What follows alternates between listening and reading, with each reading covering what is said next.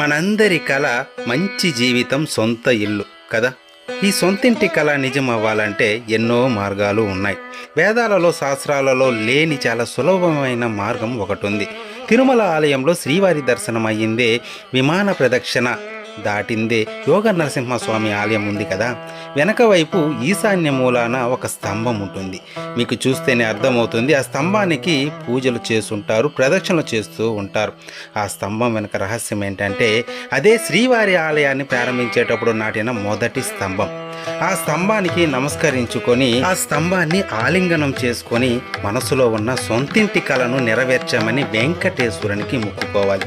ఆ తర్వాత 3 ప్రదక్షిణలు చెయ్యాలి. ఇలా చేస్తే ఆ వ్యక్తి జీవితంలో సొంతింటి కళ నెరవేరుతుందని నమ్మకం.